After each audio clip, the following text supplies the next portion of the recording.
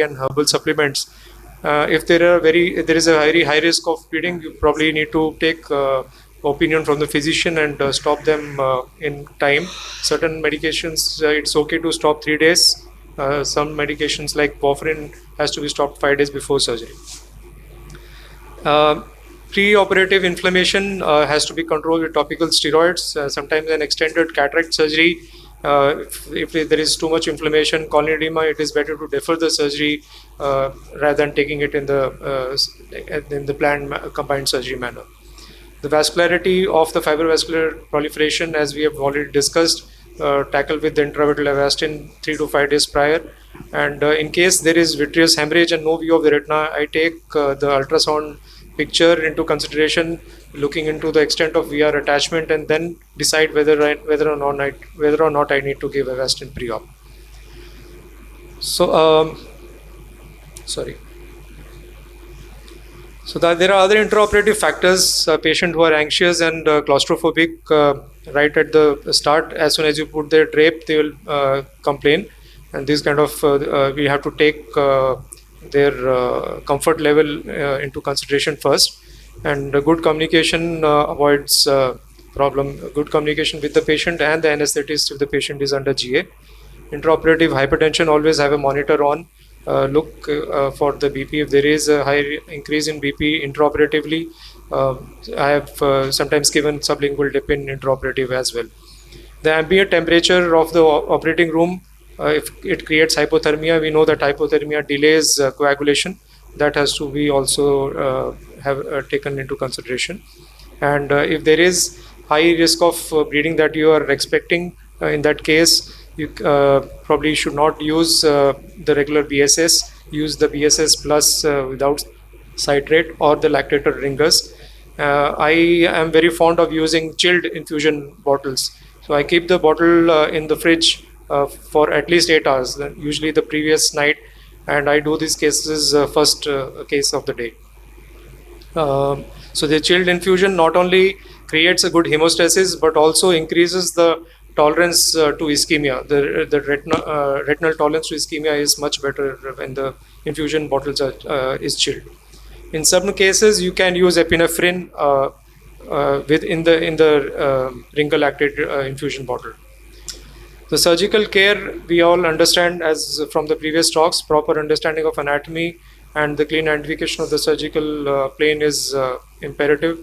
Plasma knife, there are surgeons who use that. It gives a cold cutting and creates coagulation as you cut it without creating much of traction.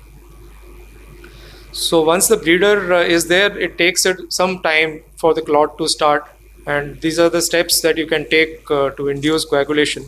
Increasing the hydrostatic pressure is usually the immediate first knee-jerk response. We create IOP elevation either with the gravity-induced elevation of the bottle or with the VGFI system that the new vitrectomy machines allow us. Induce coagulation with the help of endodiathermy or endophotocoagulation. Compartmentalization with the use of air, gas, viscoelastics, other substances, and pharmacomodulation. We'll just talk about these. Intraoperative bleeding can be graded as mild, moderate, severe. I will not go into the details here. This is the first video just to show you you're dealing with a very peripheral traction and immediately there is a bleed. Increase the bottle height immediately to 60, even 80, sometimes even 100. And it will take hardly a minute or two for the coagulation, for the bleeding to stop. Once the media is cleared, the bleeders are, it's a large bleeder, then you immediately go in and diathermize that bleeder.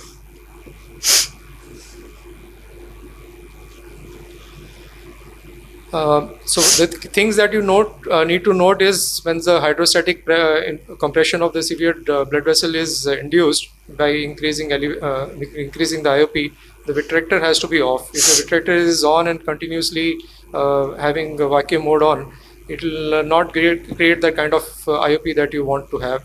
Ports have to be closed, and if there is a mismatch of the ports or leaking valve cannulas, make sure that the cannulas are plugged. And it is always better to have an audio feedback. Some machines don't give you the time that the tamponade is kept on, and that can cause ischemic damage, which is sometimes irreversible. So the compromised optic nerve head and retinal circulation is the main concern here. And also think if the cannulas are open, overused cannulas or non-valved cannulas, if there is a very high infusion pressure, it can create jet stream injury. Sometimes the retina is atrophic and you can have iatrogenic break diagonally opposite to the infusion port. There are certain authors who believe in hyperinfusion vitrectomy. They increase the IOP 80 to 100 or even more, and even up to 10 minutes, they found that their results, anatomical and functional results, were better than the historical controls that they had, and it is published.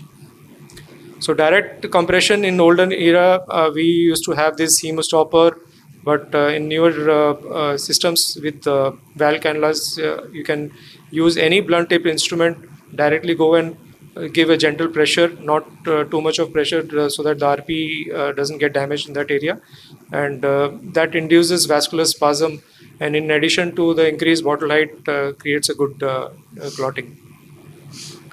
So induce coagulation with the help of endodiathermy, the bimanual approach or the unimanual, but the port the diathermy probe should be always bipolar. So as to avoid the current or the electromagnetic current flowing through the optic nerve head that may act as a sink, especially if you are inducing coagulation close to the posterior pole. And multifunction probes, plasma knife and Fugo blades also can be used.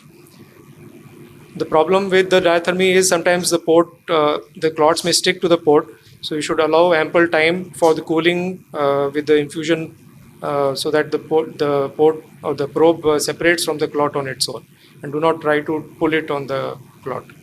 So this is an iLM peeling done. There is a small ooze in this area, and it was just, so you need not actually go and touch. You can use a very high current, like 40% or 50% power, and create the diathermy zone. Even without touching the bleeder directly, you can induce coagulation. Dr. Dipender is very fond of this endophotocoagulation, creating direct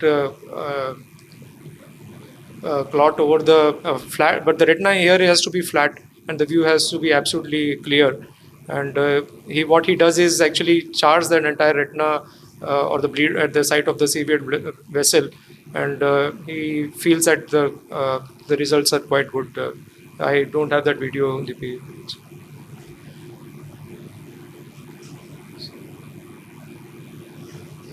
So the diathermy sometimes has to be done in a staged manner.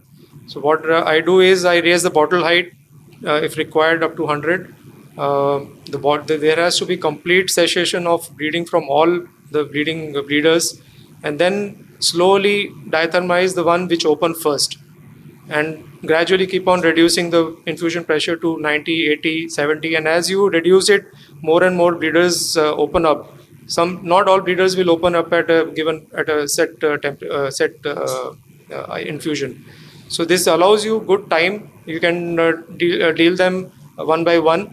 Just sit like a sniper, and as soon as some enemy pops up, you can just shoot it down. So this is something which is very helpful. So compartmentalization is basically you create a area or the environment that the fluid and blood doesn't mix together. So you can use air, you can use viscoelastic, PFCL or silicone oil.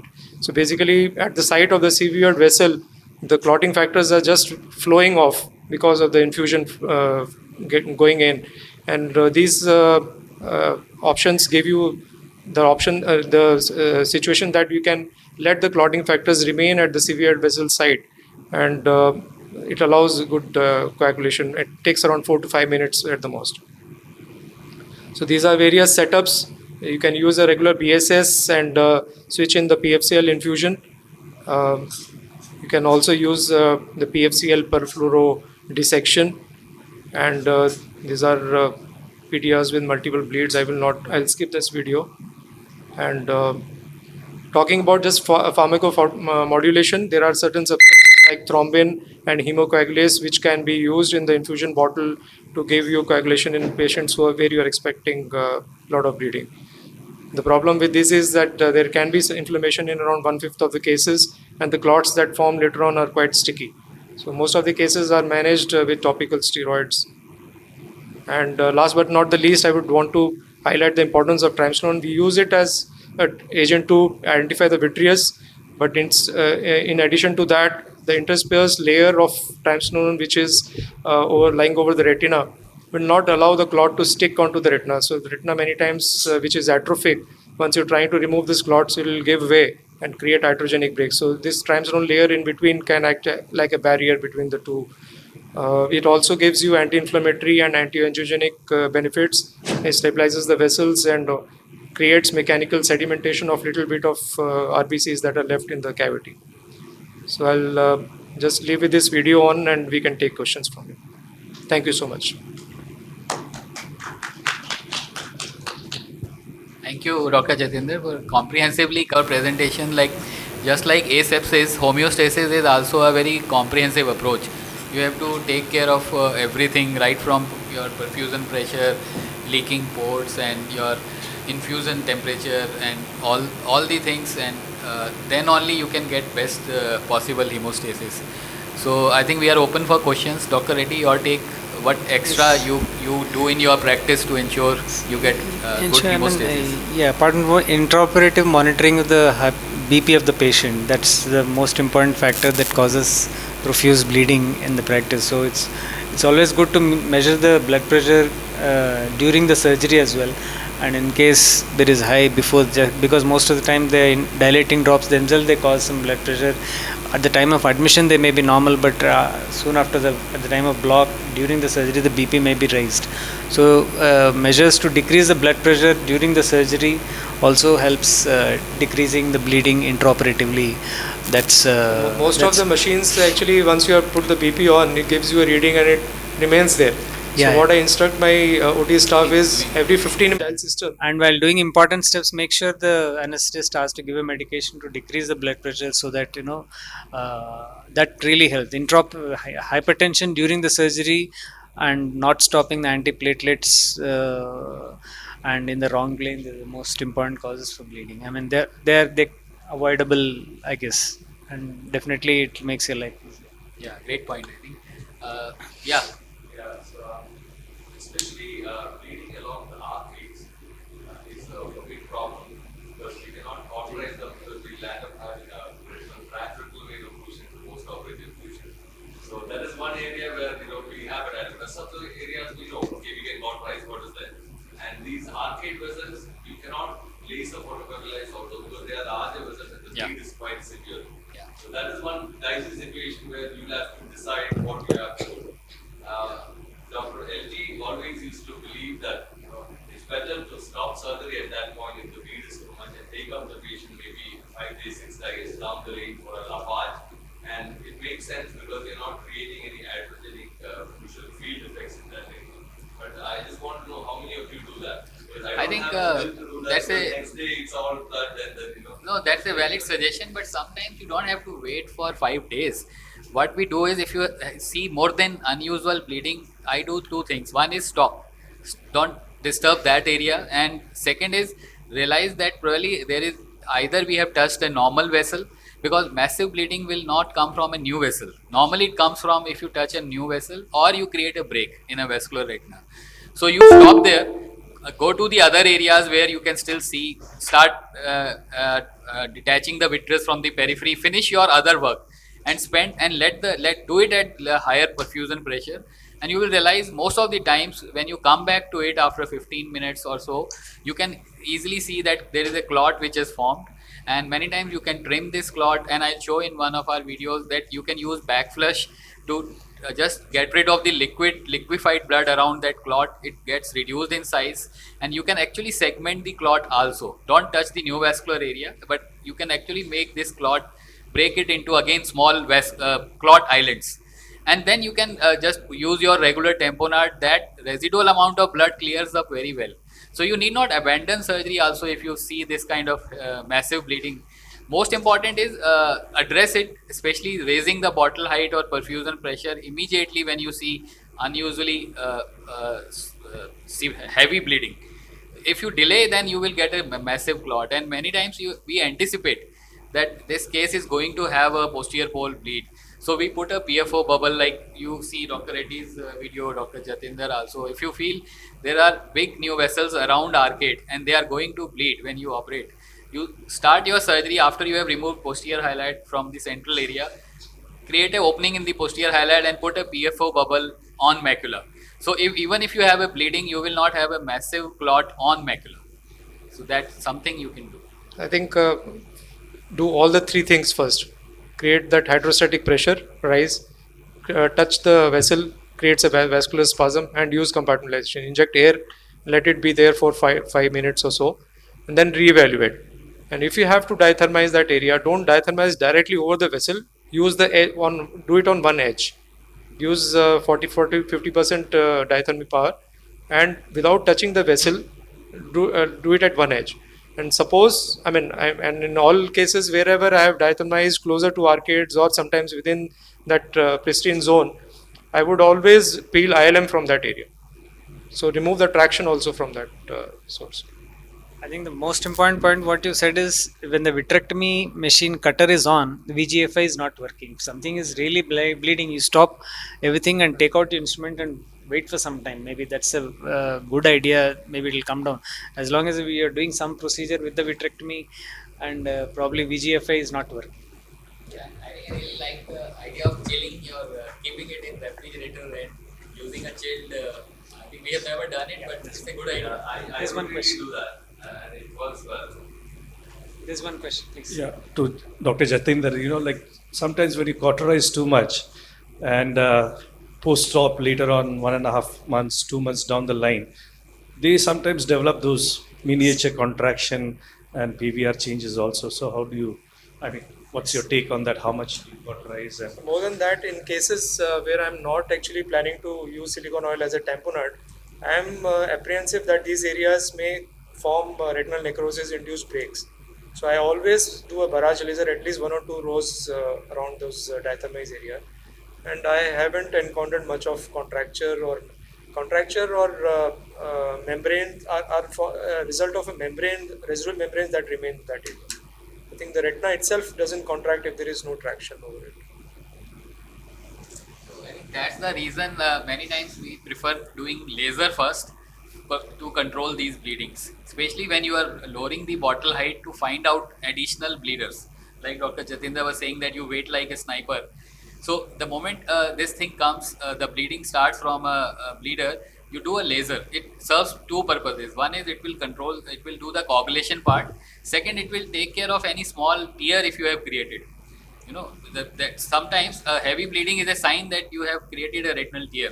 So laser will address both with less scarring and traction. But of course, not all bleeders get coagulated by laser because heat from laser is lesser than diacetyl.